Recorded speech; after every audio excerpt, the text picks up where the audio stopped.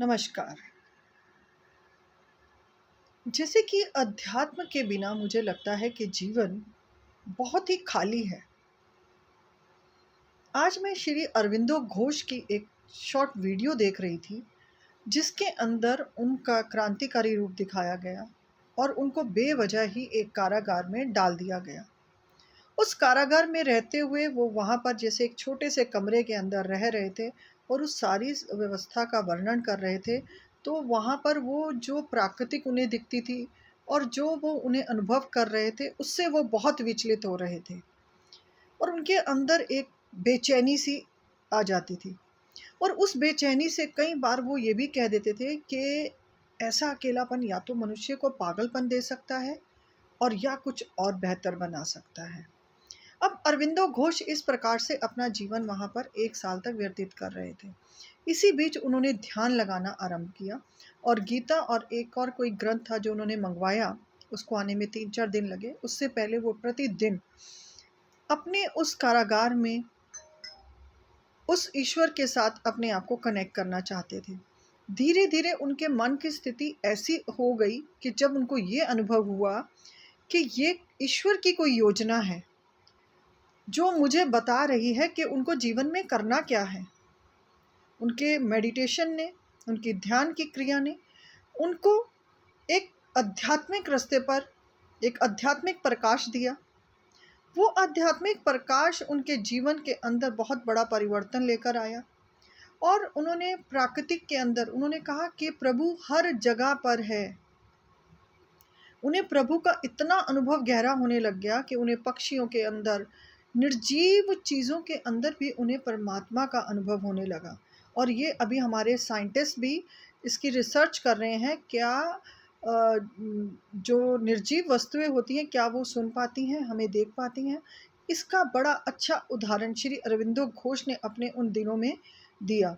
और मैं मतलब मुझे बहुत अच्छा लगा सुनकर भी कि ईश्वर की ये योजनाओं का हम कोई ना कोई हिस्सा हैं।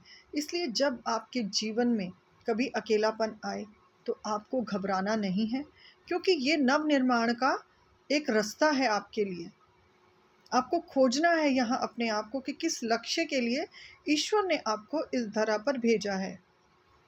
जीवन सबका कठिन है और इन परिस्थितियों के अंदर श्री अरविंदो बताते हैं कि उन्हें स्वयं श्री कृष्ण के दर्शन भी होते थे। देखिए कितना भक्ति का, और ईश्वर के साथ ईश्वर के स्वरूप को समझते ही ईश्वर स्वयं प्रकट होते हैं। और उन्होंने कहा कि कई बार उन्हें ऐसा लगता था जैसे कृष्ण बाल रूप में आकर उनके साथ क्रीड़ाएं कर रहे हैं, और कई बार तो उन्हें ऐसा लगा कि कृष्ण उन्हें आलिंगन भी कर रहे हैं। तो ये जीते जागते हमारे जीवन के उदाहरण हैं, जो हम देखकर अपने आप को आध्यात्मिक रास्ते पर लेकर जा सकते हैं। और मुझे लगता है ये जो अकेलापन दुनिया कहती है और इससे कहती है कि अकेलापन है, हम डिप्रेशन में हैं, हमसे अपनी परिस्थितियाँ नहीं झेली जाती, ये सिर्फ हमें बदलने के लिए ईश्वर की दी हुई कोई योजना का एक पार्ट है।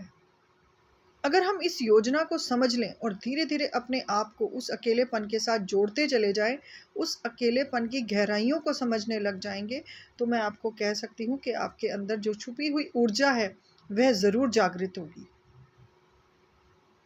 और यही ऊर्जा जब हम अकेले रहेंगे, एकांत में रहेंगे, शांत रहेंगे, विचारों का मंथन होगा, कौन से विचार हमारे जीवन में आ रहे हैं, क्यों आ रहे हैं, जब हम इन सभी परिस्थितियों से ऊपर चले जाएँगे, तो एक दिन हमारे अंदर स्वयं ईश्वर की ऊर्जा का प्रकट होना निश्चित है। इसलिए जीवन के अंदर अध्यात्म और अकेलेपन को अपनी ताकत बनाएं और अपने जीवन के अंदर यानी कि आपके भीतर जो छुपी हुई उस ईश्वरीय दिव्य ऊर्जा है, उसको अनुभव करें। और शायद इसीलिए आपको वो एकांत दिया गया है। यानी कि ये कहें कि मैं अगर जान रही हूँ और जो मैं खुद मेरा स्वयं का जो अनुभव है वो मुझे ये बताता है कि आध्यात्मिक जीवन में खालीपन की तो कोई जगह ही नहीं है। वो खालीपन इतनी बड़ी ताकत है आपकी अपने आप को समझने के लिए, इससे अच्छा उत्तम तो समय हो ही नहीं सकता। और ऐसी उत्तम परिस्थितियाँ यदि आपके पास अकेलेपन की आ रही हैं, तो समझ लेना कि जीवन का नव निर्माण करने का समय आ चुका है। हम केवल जीवन को सिर्फ उतना ही जीते हैं जो हमने सबको देखा है। जन्म लिया, बड़े हुए, बड़े होते ही हम अपने कामों में लगे, गृहस्थ आश्रम गए, फिर वृद्धावस्था में, और फिर हम मृत्युगामी हो जाते हैं। क्या जीवन सिर्फ इतना सा ही है? और शायद जीवन का मकसद इससे भी बड़ा है, जो हम चूक जाते हैं। जब भी आपसे कोई चीज़ें छीनी जा रही हैं, आपको अकेलापन दिया जा रहा है, तो समझ लेना कि ईश्वर की यहाँ योजना है कि आपको कुछ बेहतर बनना है। अपने आप को खोजें, और बहुत सारी ऐसी विधियां हैं जो प्रतिदिन ध्यान करने की सिखाई जाती हैं। अब मैं कल रात्रि का ही आपको अनुभव बताती हूँ कि कल जैसे मैंने सकट चौथ का व्रत था, मैंने वो व्रत किया। सारा दिन मैं चलती फिरती रही बिना पानी के, और रात्रि के अंदर भी मैंने सिर्फ 1 कप चाय और थोड़ा सा तिलकुट लिया। तो मैंने ये देखा कि भाई आज मुझे ईश्वर ने ये इतने सालों बाद व्रत रखने का मुझे अवसर मिला, और उसके अंदर मैं बाहर भी निकली और सारे काम भी करती रही, काफ़ी चलना भी हो गया मेरा, और बड़ा सहज था ये सब। और जब हम देखते हैं कि हम ईश्वर में लीन हो जाते हैं और ईश्वर को समर्पण कर देते हैं, तो आप देखेंगे कि जीवन बहुत बेहतर हो जाता है। और इसी प्रकार फिर रात्रि को ना जाने कब मुझे हल्का हल्का दर्द आना शुरू हुआ मेरे सर के अंदर। अब ये दर्द ने मुझे 5:30 बजे उठा दिया। अब मैं अपने ध्यान में बैठी, और मैंने अपने ध्यान के अंदर अपना पूरा ध्यान अपने उस दर्द पर लेकर गई। मैं आपको ये कह सकती हूँ कि 1 घंटे के अंदर बिना किसी दवाई के, जो मुझे पीड़ा रात्रि भर तंग कर रही थी, उसको मैंने केवल अपनी ध्यान विधि से,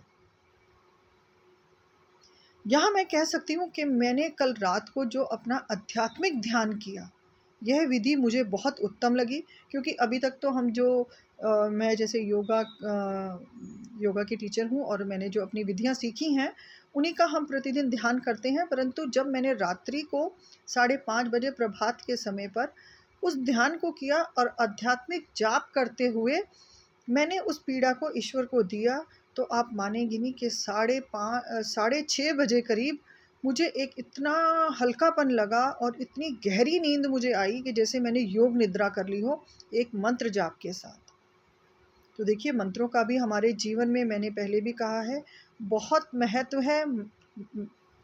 ये चमत्कार करते हैं।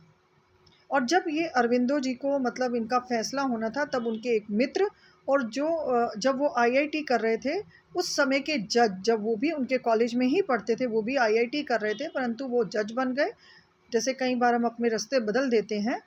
तो अरविंदो ने देखा कि आज वो जज भी वही है जो मेरा सहपाठी था, और वो वकील भी वही है जो उनके साथ कभी मिले हुए परिचित थे उनके। तो देखिए, अब ये दोनों बातें उनको ऐसे लग रहा था कि जैसे आज ईश्वर ने मेरी योजना को सफल कर दिया, कि मैं निर्दोष हूँ और उसने मेरे पक्ष के ही 2 लोगों को खड़ा कर दिया। यही ईश्वर की रचना है कि वो कब कैसे आपके साथ, किन परिस्थितियों में आपका साथ देते हैं और आपको उन बुरी परिस्थितियों से बाहर निकाल देते हैं।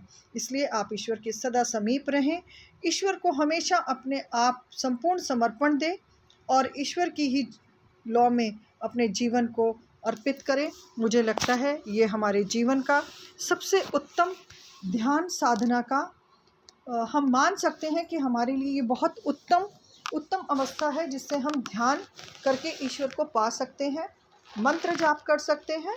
और यह हमारे जीवन का उद्देश्य भी होना चाहिए कि आध्यात्मिक जीवन के बिना आपका जीवन संपूर्ण नहीं है।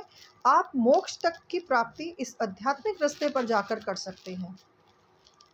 और मुझे लगता है कि जीवन में अध्यात्म हमारे सबके लिए बहुत ज़रूरी है, और इस अध्यात्म को पाना हमारा मकसद होना चाहिए, हमारे जीवन का लक्ष्य होना चाहिए, क्योंकि यही शायद हमें जन्म और मरण से आपको मुक्ति दिला सकता है। ये ऐसे ऐसे अनुभव है जिनको हम स्वयं कर रहे हैं और उसको अनुभव कर रहे हैं। इसलिए मैं आपको कहती हूँ कि ईश्वर आपको स्वयं उस रास्ते पर लेकर चलाते हैं। यदि आप अपने एकांत से लड़ लिए और उस ईश्वर की ऊर्जा को पा लिए तो आपको मैं ये कह सकती हूँ निश्चय आप ईश्वर को ज़रूर प्राप्त करेंगे और इस ईश्वर की दिव्य अलौकिक शक्तियों को भी आप प्राप्त करेंगे। धन्यवाद।